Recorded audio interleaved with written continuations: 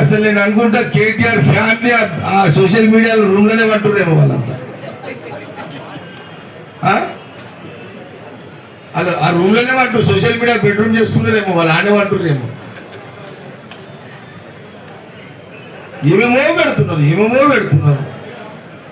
నేను యూత్ని కోరుతున్నా, దయచేసి సోషల్ మీడియాలో ఎంజాయ్ చేయండి చూసి, కానీ ఓట్లు వేయకండి టీఆర్ఎస్. మీకు టైంపాస్ పక్కకు వస్తాయి, కానీ ఇది జీవించడానికి బతకడానికి పనిచేయదు. కాబట్టి ఆలోచన చేయాలని యూత్ కూడా కోరుతున్నా.